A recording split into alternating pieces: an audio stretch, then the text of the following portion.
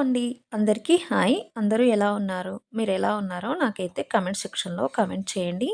ఇంకా వీడియోనైతే ఎవరైనా ఫస్ట్ టైమ్ చూస్తే ఛానల్‌నైతే సబ్స్క్రైబ్ చేసేసుకోండి. మీరిచ్చే సపోర్ట్ నాకు చాలా మోటివేటింగ్‌గా ఉంటుంది. వీడియో నచ్చితే లైక్ చేయడం మాత్రం మర్చిపోవద్దు. ఈ వ్లాగ్ అయితే ఈవినింగ్ నుండి నైట్ 8:30 వరకైతే షూట్ చేశాను. ఈవినింగ్ అవ్వగానే పనులైతే స్టార్ట్ చేయడము చేసేసాను. ఈరోజైతే ఉసిరికాయ పచ్చడి పెట్టేద్దామనేసి చేసేస్తున్నాను. ఉసిరికాయలు తెచ్చైతే 1 వీక్ అయితుంది. ఇన్ని డేస్ ఫ్రిడ్జ్‌లో పెట్టేసాను. ఫ్రిడ్జ్‌లో పెట్టడం వల్ల పాడవకుండా ఫ్రెష్‌గానే ఉన్నాయి. పెట్టడానికైతే టైం సరిపోలేదు. అందుకనేసి పెట్టలేదు. ఒక పావు కేజీ వరకే ఉసిరికాయలు తీసుకొచ్చాను. మరీ ఎక్కువ క్వాంటిటీలో పెట్టినా పచ్చడి ఎక్కువ రోజులుంటే తినాలనిపిస్తలేదు. అందుకే ఫ్రెష్‌గా కొంచెమే పెట్టేసుకొని తినేద్దామని కొన్నే తీసుకొనొచ్చాను. నాకైతే ఉసిరికాయ పచ్చడి చాలా ఇష్టము. చాలా బావుంటుంది. ఓన్లీ ఎక్కువగా ఈ సీజన్‌లో మాత్రమే దొరుకుతాయి కాబట్టి కంపల్సరీ ఈ టైంలో నేను ఈ పచ్చడినైతే చేసేసుకుంటాను.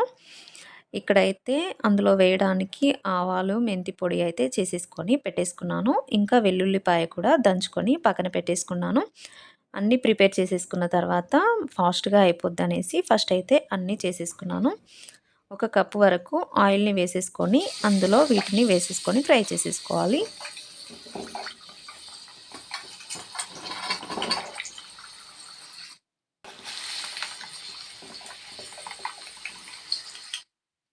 వీటిని మనము మంటని స్లో ఫ్లేమ్‌లో పెట్టేసుకొని ఉడికించుకోవాలి. అప్పుడే మంచిగా లోపలి వరకు ఫ్రై అయిపోతాయి. హై ఫ్లేమ్‌లో పెడితే పైన మాడిపోయి లోపల కాయ అనేది కుక్ అవ్వదు. మంచిగా కుక్ అవుతేనే మనకి బావుంటుంది టేస్ట్. అవి మొత్తం ఫ్రై చేసుకున్న తర్వాత ఇదే ఆయిల్‌లో కొంచెం పోపు పెట్టేసుకుంటున్నాను. కొద్దిగా జీలకర్ర, ఆవాలు, ఎండుమిరపకాయలు ఇంకా కచ్చా పచ్చగా దంచిపెట్టుకున్న వెల్లుల్లిపాయనైతే వేసేసుకున్నాను. వెల్లుల్లిపాయ ఎప్పుడైనా స్టవ్ ఆఫ్ చేసేసుకొని వేసేసుకోండి. లేకపోతే మొత్తం మాడిపోతుంది. ఇప్పుడు మనం ఫ్రై చేసుకున్న ఉసిరికాయ ముక్కల్లో అయితే కారాన్ని వేసేసుకుంటున్నాను. నేనైతే ఒక హాఫ్ గ్లాస్ వరకు కారం తీసుకున్నాను. ఇంకా 3, 4 టీ స్పూన్స్ వరకు సాల్ట్‌ని వేసేసుకున్నాను. ఇంకా ఆవ పొడి, మెంతి పొడి గ్రైండ్ చేసేసుకొని పెట్టేసుకున్నాను. ఆ పౌడర్‌ని అయితే వేసేసుకొని మొత్తం కలుపుకొని పెట్టేసుకున్నాను. ఇప్పుడు ఈ ఆయిల్ అయితే అందులో వేసేసుకొని కలిపేసుకోవడమే. ఫస్ట్ అయితే ఆయిల్ చాలా అయ్యిందేమో అనేసి టెన్షన్ పడ్డాను. కానీ అస్సలు ఆయిలే ఏం అవ్వలేదు. కరెక్ట్‌గా సరిపోయింది. నేను ఒక 100 గ్రామ్స్ అనుకోండి. 100 గ్రామ్స్ అయితే ఆయిల్ తీసేసుకున్నాను. ఈ పావు కేజీకి మంచిగా కరెక్ట్‌గా సరిపోయింది. ఫస్ట్ ఇందులో వేయగానే ఆయిల్ ఎక్కువగా అనిపించింది. కానీ ఒక 5 మినిట్స్, 10 మినిట్స్ తర్వాత మొత్తం ముక్కలోకి పీల్చుకుంది. ఇంకా కారం కూడా ఉంటుంది కదా! కారంకైతే పట్టేసింది ఆయిలు. మీకు చూపిస్తాను చూడండి. మంచిగా కరెక్ట్‌గా సరిపోయింది. ఇది మనము వెంటనే తింటే బావుండదు. ఒక 2 డేస్ తర్వాత టేస్ట్ చేస్తే ముక్కకు మంచిగా పట్టేసి, ఇంకా కొంచెం ముక్క కొంచెం మెత్తబడిన తర్వాత టేస్ట్ బావుంటుంది. చూడండి మంచిగా కరెక్ట్‌గా సరిపోయింది ఆయిలయితే. ఎవరైనా ట్రై చేయాలనుకుంటే కరెక్ట్ ప్రాసెస్‌లో చేసేసుకోండి. మంచిగా ఉంటుంది పికిలయితే. ఇంకా ఈవినింగ్ అయితే బాబొచ్చేసాడు. బాబు రాగానే ఫ్రెష్ అయిపోయిన తర్వాత స్నాక్స్ అయితే ఇచ్చేస్తాను. ఏదో ఒకటి కంపల్సరీ పెట్టాల్సిందే ఈవినింగ్. ఈ స్ట్రాబెర్రీస్ అయితే తీసుకొచ్చాను మార్కెట్ నుండి. ఈ బాక్స్‌కైతే 60 రూపీస్. కనీసం ఇందులో ఒక 10 అయినా రాలేదు. వాడికి ఇష్టం అనేసి తీసుకొచ్చేసాను. కొంచెం మరమరాల మిక్చర్ ఇంకా స్ట్రాబెర్రీస్, ప్రోమోగ్రానేట్ అయితే బాబుకైతే ఇచ్చేస్తున్నాను. పిల్లలకు కంపల్సరీ స్కూల్ నుండి రాగానే ఏదో ఒకటి పెట్టేసేయాలి. ఇక్కడైతే గిన్నెలను వాష్ చేసేసుకున్నాను.